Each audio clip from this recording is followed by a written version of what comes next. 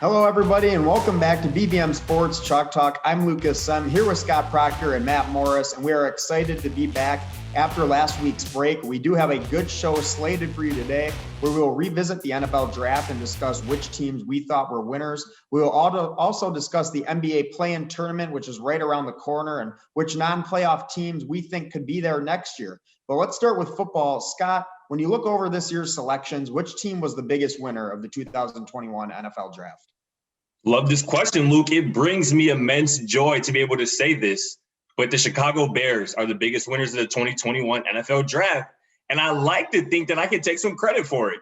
I believe GM Ryan Pace and head coach Matt Nagy watched episode 26 of Chalk Talk, where I said the only way the Bears can save face for the last few years, starting with the disastrous trading up and selecting of Mitchell Trubisky, would be to find a way to trade up and right their wrong by selecting either a Trey Lance or a Justin Fields if one happened to slip, because that's exactly what happened. That's exactly what they did, rather. And there should be real optimism in Chicago for the first time in a while because of it.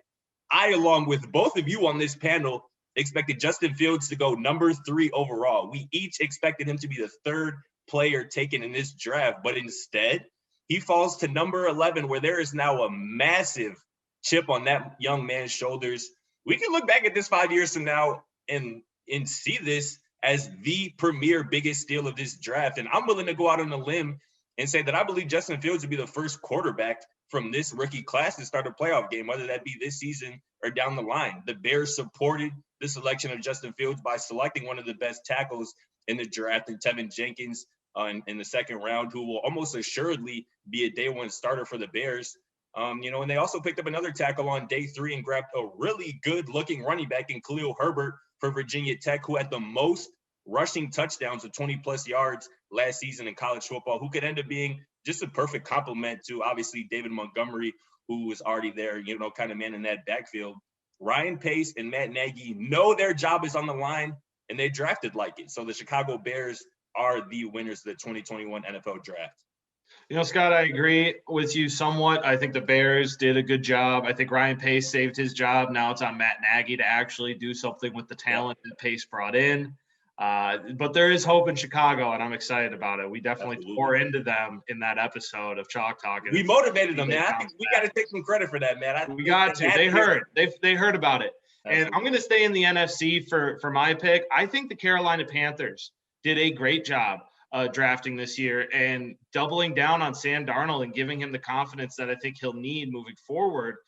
Going defense in the first round with J.C. Horn, I think, was a great pickup and adding to their defense, helping that secondary out. But then with their next, 4 picks, they went offense, and it was all good picks to bolster that offensive side and give Darnold the opportunity he needs to be successful. Getting Darius Marshall in the second round, then going and grabbing an offensive tackle in Brady Christensen. And overall, one of my favorite picks actually is Chuba Hubbard in the 4th round for the Carolina Panthers, because as great as Christian McCaffrey is, and he is the lead back in Carolina, he's only the lead back when he's healthy. And if you want to continue to have a good running game, you need to be able to have guys that can step up afterwards. And I think Chuba Hubbard in the 4th round is a guy that can come in and be a great second option for Carolina, take some of the strain off of Christian McCaffrey and really allow McCaffrey to stay healthy, because he's not going to be, an entire 3-down back. They'll give him some rest when they need to. And then to finish it off in the 5th round, which is where, you basically can get the last guy that might be able to help you in as a rookie. Davian Nixon out of Iowa as a defensive tackle is a guy that can come in and help with their, stopping the run and be effective on defense. So, rounds 1 through 5, I really like what Carolina did. I think they addressed the needs that they needed to address. And this was a team that was very close to being a playoff team last year. They lost a lot of close games, and adding these guys around, replacing, Curtis Samuel with Darius Marshall obviously is not going to be, equal, but it's still helping. And I like what the Panthers did. Man, I have just one gripe with you. I love the Chuba Hubbard pick. He was great at Oklahoma State. I think he's one of the best running backs in this draft, and I think Darius Marshall is going to be a good fit for them as well. But the reason I can't even come close to labeling them a winner of this draft is because what they did with their first overall pick. And Luke and I kind of had this conversation as we previewed the draft. There was no reason that J.C. Horn should have been selected before Patrick Surtain. I love J.C. Horn. Said that J.C. Horn should have gone first, and I was going to bring that up. I was going to say, Matt, I like how you were saying Patrick Surtain should have gone first, and it ends up being J.C. Horn, and you say it's a great pick, and I have to. I think overall, listen, we were arguing, and it was close. I still think Surtain is a little bit better than Horn, but if you look at their overall draft, I like what the Panthers did.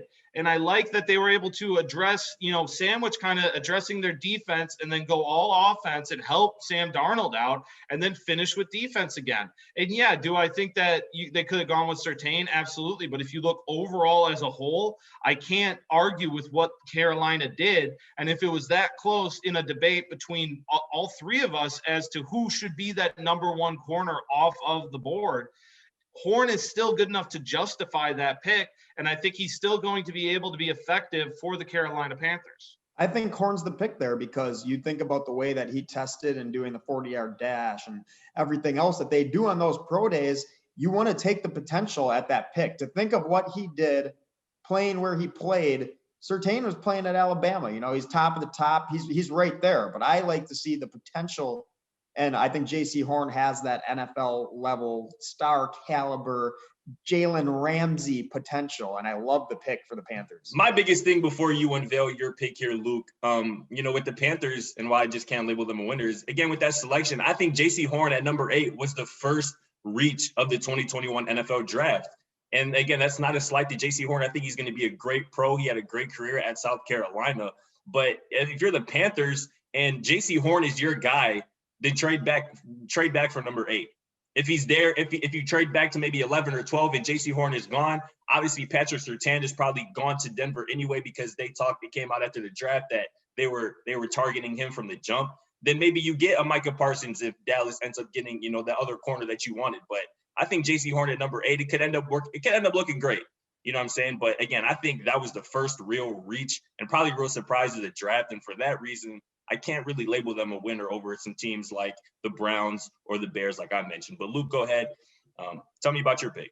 Sure, yeah, but let's not get it twisted. The first reach of the draft was the 49ers taking Trey Lance. That was the first reach of the draft, but I'm going to rest my case there. And I'll mention my team. I'm staying consistent with what I said a few weeks ago. I said this team was having the best NFL free agency period, and I think they had the best draft, and that's the New England Patriots. This is a totally new team from last year and one that Bill Belichick will like coaching so much more. But in the draft, they did exactly what I said they should do on this very show.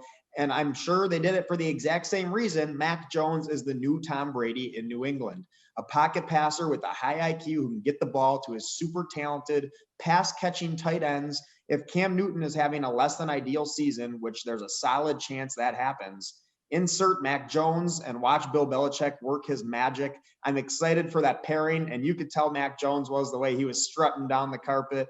He's excited for this pairing, and I think will pay big dividends for them. But beside that, they drafted Ramondre Stevenson from Oklahoma, who is a bulldozer of a running back and scoring 6 and 7 touchdowns in his 2 seasons. The Patriots have been a running back committee for as long as I can remember, honestly, for a while. James White, Sony Michel, Rex Burkhead, Damian Harris. No one's really been the answer. And I think Ramondre Stevenson gives them great value here because he could eventually give them a real identity at the running back position. And then their second and third round picks were defensive linemen. The Patriots allowed the 7th most rushing yards in the league last season. They had the 6th fewest sacks, They put minimal pressure on opposing QBs. So drafting Christian Barmore out of Alabama and Ronnie Perkins out of Oklahoma will prove to be the perfect storm. The Patriots addressed everything this offseason as they just continue to roll and have a great offseason. I have another major gripe here, Luke.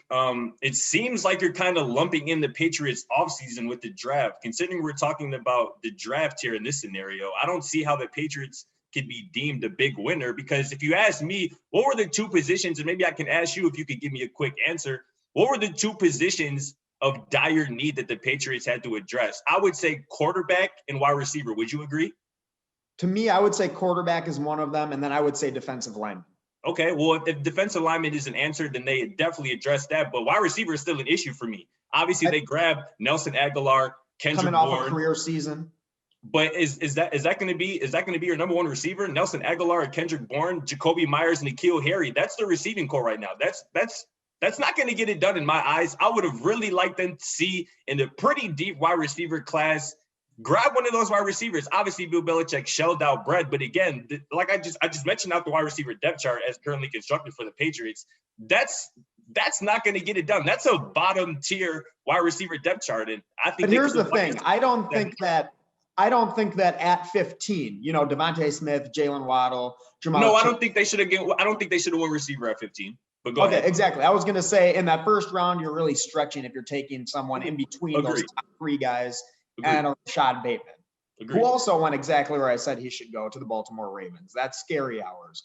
But I think they addressed their quarterback position. Cam Newton is obviously not going to be the answer there. I think Cam Newton can still do some things, but his time is definitely coming to an end, and it's an unfortunate regression to see. I think Mac Jones is great value. That was a steal at 15. And then right there in the second and third round, they addressed that defensive line that was so sorry last year. Their defense is just so bad, and I think their secondary isn't that bad. And the defensive problems were mainly due to opt-outs. They had a bunch of elite guys who just decided not to play before the season due to COVID, obviously.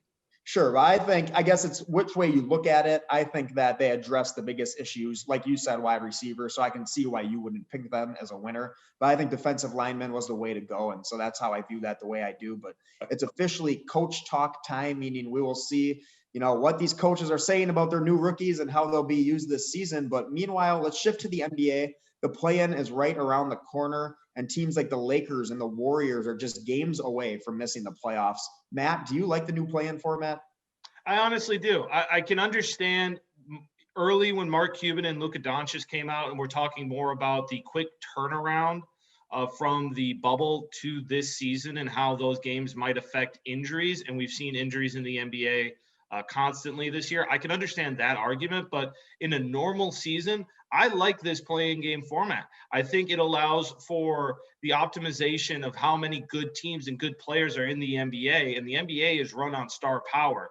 It's hard for a team like the Memphis Grizzlies and a fan base like theirs to be excited about anything when Ja Morant and a Memphis team is just on the fringe but never close enough. By allowing them a chance to at least play one game and have that ability to go into the playoffs with some momentum and coming off of good wins, I think it allows for the lower tier teams in the playoffs, the 7, the 8 seeds, to have some excitement and some playoff, fervor going into a series where they're more than likely going to get swept. I mean, Matt, I just want to step in here real quick. You mentioned it's a star-powered league, and the Grizzlies have Ja Morant, and they're sitting on the fringe. It's hard to be excited.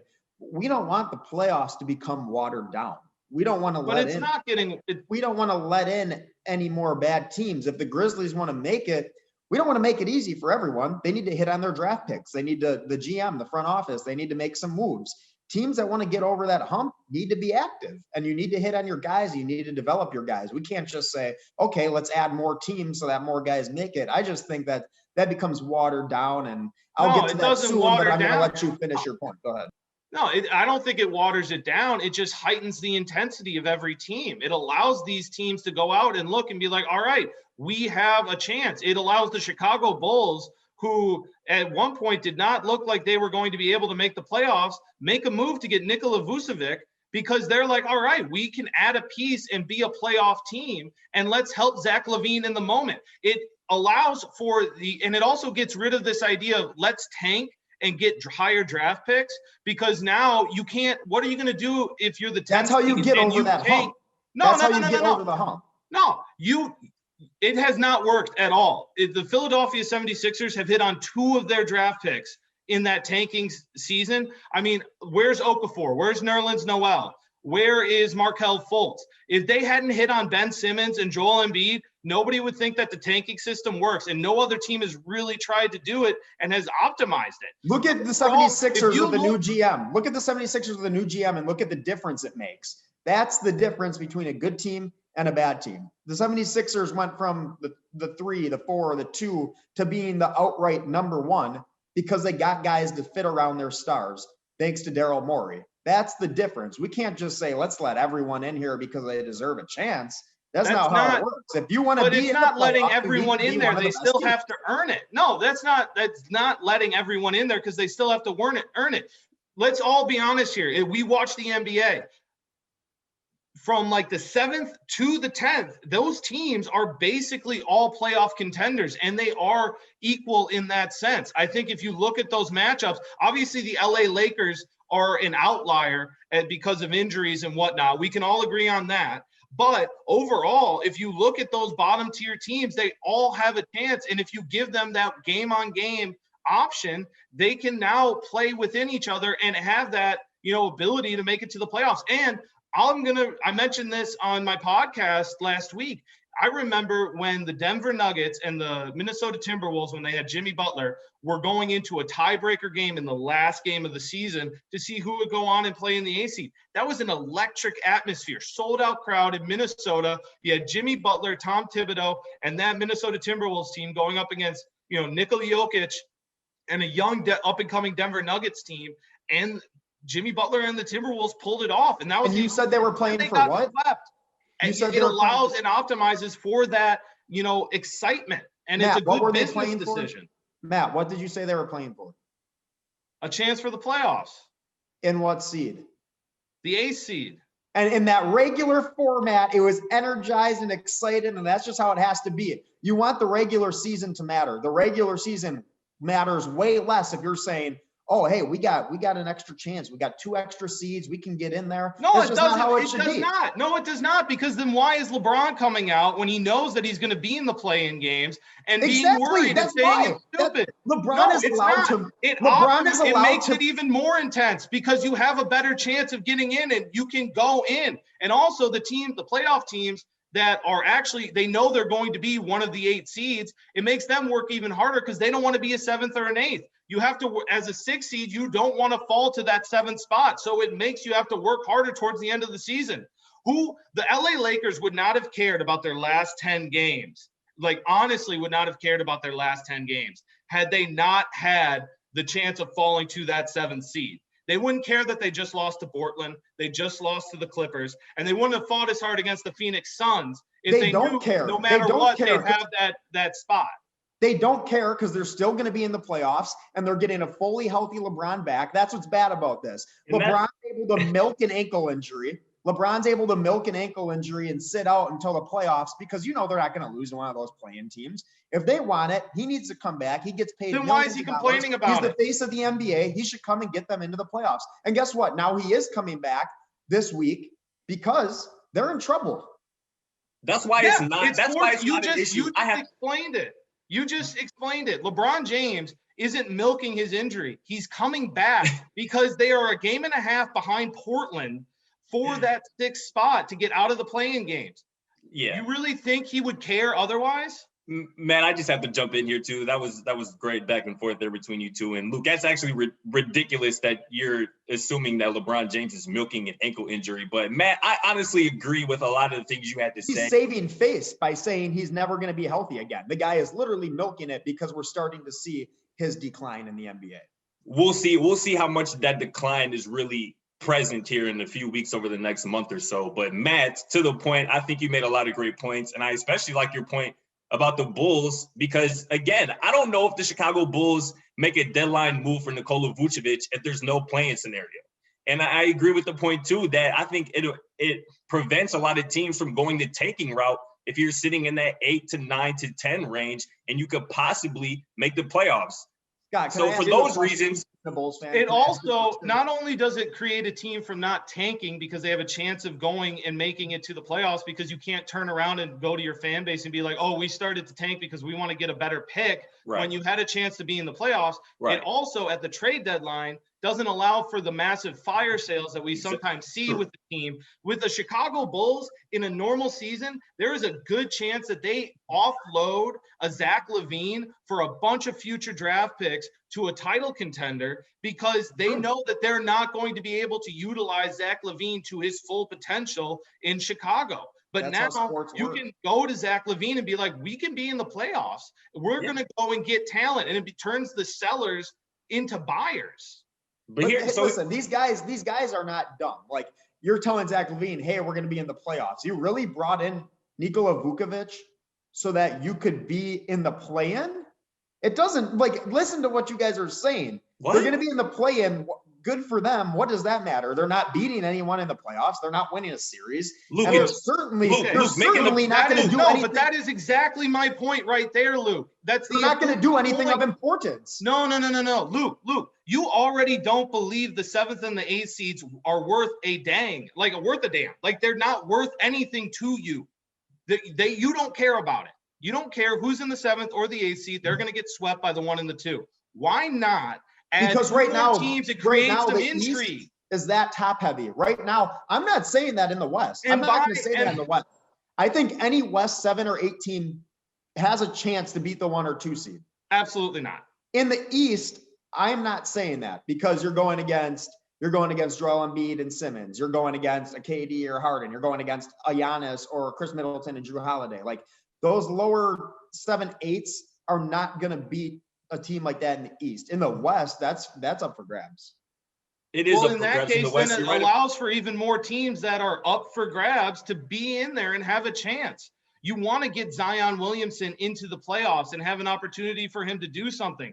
All those teams, to your point, at the bottom level, if they can beat the 1 seed, why not make sure the best one out of those, 4 teams that are at the bottom gets to play against the 7th seed or the 8th seed? And why not make a team like LA that if you are saying that they milked their injuries, why not make them pay for focusing all of their efforts on adding AD and LeBron James and not taking care of the rest of their lineup, so that in the circumstance in which both those guys are injured, their team doesn't fall and have a minus under 500 end of the season because their 2 superstars are gone. That's punishing the Lakers for not building their roster around LeBron James and AD. And it also allows for these other teams that have a better roster to make a push. They're still a top 8 team. Let me get to my point before we transition here. I just think you play the entire season for your record at the end of it to be a culmination of how you performed. If you make it, you make it. If you don't, you don't. I think that the playing games make the regular season less important. You play 82 games. You travel all this time on hard schedules. What happens in the end is what should happen in the end. We shouldn't be adding extra spots because, they're close. Like, the 9 seed's half a game back from the 8. Well, so sorry, you had 82 chances to change that. You miss it, you miss it. That's just how it should work. Now teams like the Mavs, led by a generational talent and Luka Doncic, could be eliminated in 2 games, when simply they should have to worry about a 7-game series instead of fighting for their playoff lives. The regular season is fighting for your playoff lives. That's where I think the problem comes in. And I know both of you are silent there because it's hard to argue against that. That's the whole point of the regular season. We should not be playing play-in games for you to make the playoffs. That's what the regular season is for. I would love to get to my point. That's not what the regular season is about anymore in the NBA. I would love to get to my point, but y'all can go one second. Don't get me wrong. I'm going to be watching because I'm a basketball guy. I think it will be entertaining from a fan perspective. It's a game with a lot on the line, like you said, Matt. That's exciting to NBA fans, but for players, it has to be really frustrating. Scott, go ahead. If players are frustrated, then I'm with them. Then I vibe with them. But I think overall, and they are. Will you really vibe with them? Because you heard the face of the NBA come out and say he's not with it. You heard Luka Doncic come out and say he's not with it. So don't sit here and lie and say you're going to vibe with him. I said it on the podcast, available where all podcasts. First of all, from the podcast, I said this multiple times. If the players say it, I'm with them. But if you're asking my opinion, I don't mind it for a few reasons. And you guys bring up the Los Angeles Lakers, who will probably be in this play-in. And there seems to be this growing narrative that the Lakers should somehow be worried about escaping out of the play-in to, have their spot in the playoffs. And that couldn't be further from the truth. The Los Angeles Lakers shouldn't be worried at all, because you want to know why. And this is really where I wanted to go. You want to know why the Los Angeles Lakers don't need to be worried? Because did you see Anthony Davis? Have you guys seen Anthony Davis the last couple of days? This man gave you 25 and 7, 3 blocks in a win over the prohibited MVP favorite in Nikola Jokic and the Nuggets without LeBron James or Dennis Schroeder in the lineup. He follows it up with 36, 12 and 5 on Friday night, and then gives you a season high 42 points along with 12, 5, 3 blocks in a win over Chris Paul, Devin Booker, and the Phoenix Suns on Sunday, again without LeBron or Dennis Schroeder in the lineup. What does this have to do with the play-in? I think this is beyond the point. Let me get to that, because people and make it quick. I'm gonna tie it up because I'm gonna talk my stuff about the Lakers, because this is a growing narrative that people think that they should be worried, because people like yourself, Luke, have forgot that Anthony Davis was considered a top 5 player by many people just a few months ago. He's playing his best basketball this season. Don't put that in my mouth. I think all season long I said he's top 5. Anthony Davis is a top 5 player. It's very convenient that now you're willing to say this again. But anyway, he's reminding us all who he truly is. And like you mentioned, Luke, playoff LeBron is on the way. And as long as those two are healthy, the Lakers are going to repeat as champs no matter where they're seated.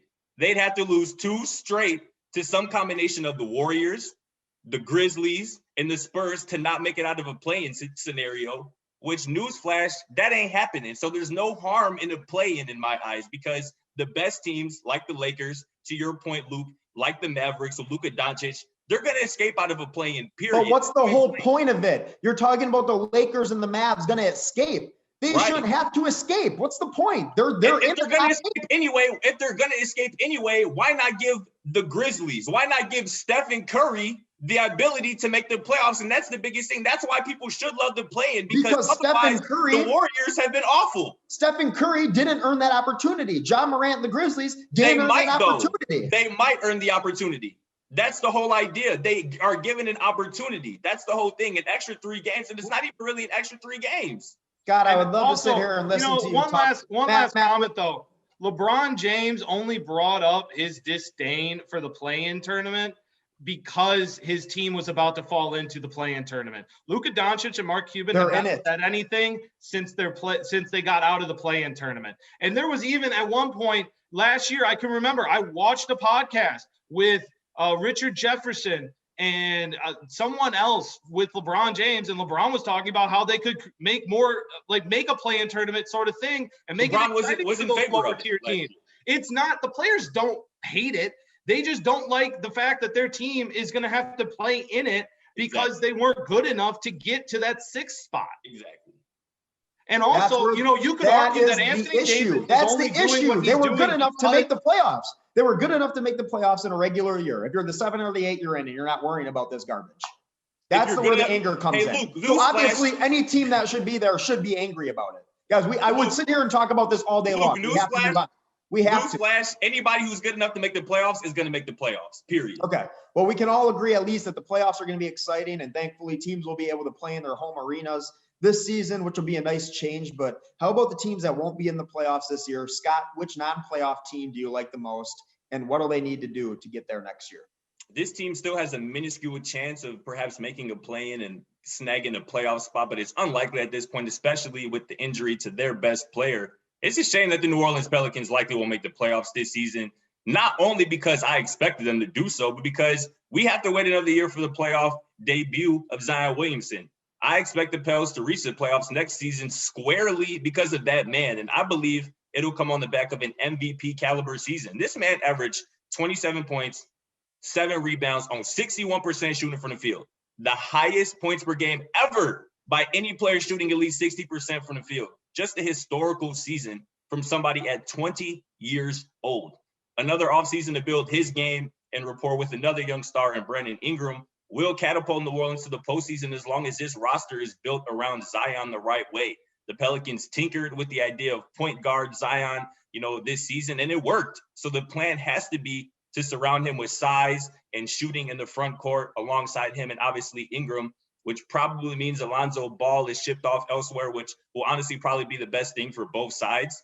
Jackson Hayes doesn't provide the shooting that I just mentioned, but he has shown elite flashes of rim running, athleticism, and he better have a major role for the Pelicans next season. I think 2022 is where we finally see Zion and the Pelicans really make noise in the Western Conference. So that's who I'm excited for. Matt, what do you got?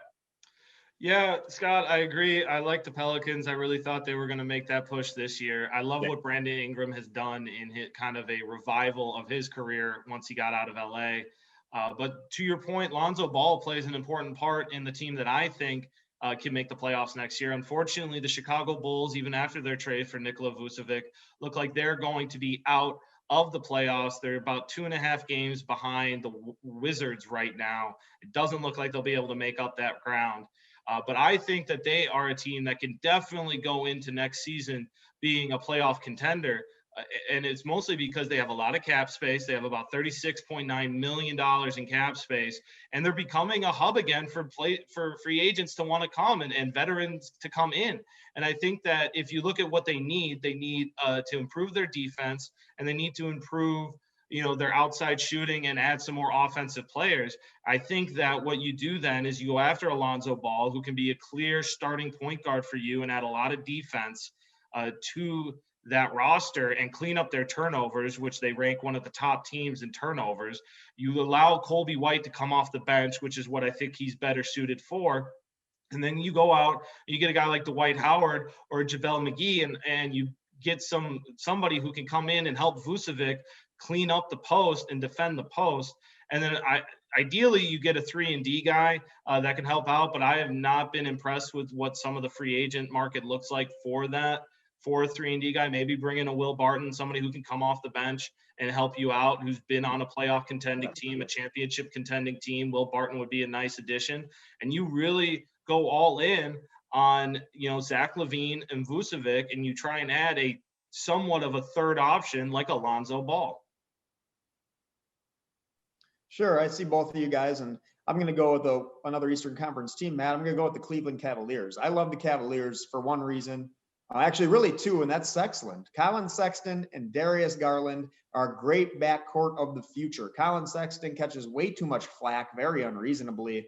People question why he doesn't pass and things of that nature. Well, two reasons. Number one, Colin Sexton is a bucket. And number two, he's the best scorer on the team. Why would he be passing it to the rest of those bums? So honestly, I don't know. Does he play point guard? What? Don't he play point guard? Here's where I get to that. Darius Garland is their true point guard. He's a perfect complement next to Colin Sexton. He's a pass-first guy who has a knack for always finding the open guy. I think, these two at 22 years old and 21 years old, they could be there together for a long time. That's a great backcourt to build around. And then they have their big man of the future, in my opinion, in Jarrett Allen. I've said off air that Jarrett Allen is going to be a good center for a long time. He's explosive. He can block shots. He can rebound. The same way that you like Jackson Hayes, Scott, I think I feel the same way about both of these guys, that they're going to be top talents at center for a long time. So that's Luke, I think you're lying. I just don't believe you. I think you're being disingenuous about this whole thing. And I honestly don't know why, because I know for a fact you don't believe a backcourt or even a team whose best players are Darius Garland and Colin Sexton can compete in the compete in the Eastern Conference with the Milwaukee Bucks and the two other Eastern powers, like you have already mentioned and highlighted plenty of times over the last year or so. And I don't see the question was, which team do we think making the playoffs? Make the playoffs, exactly. So I would put a sock in it real quick and let me. That is absolutely the question, but the fact remains: who are they jumping? Who can you feasibly see the Cavaliers jumping in the Eastern Conference to even make a 7 or 8 or your beloved playing situation? I don't see that happening with as currently constructed, or I don't see the flexibility or even the coaching to get them to that point, to the playoffs, where especially at the cellar, the bottom, the basement of the Eastern Conference as they currently sit. I would say any of those lower end teams. I think they could beat your Bulls. So let me ask you this then: in a Bulls-Cavs matchup, would the Bulls not have the two best players in that matchup?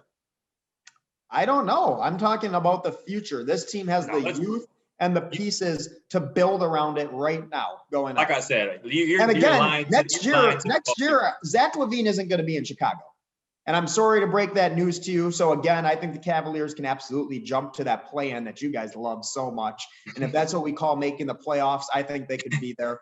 But the big thing that they need to do is get rid of Kevin Love. Kevin Love is obviously not happy there. This has been a long time coming. I wonder why Kevin Love, a champion, isn't happy in Cleveland anymore. Because he was only useful when he was playing with the King. That's why. And now he's just playing with absolutely, with who? He thinks he's the man. Who's he playing with now, Luke? He thinks he's the man.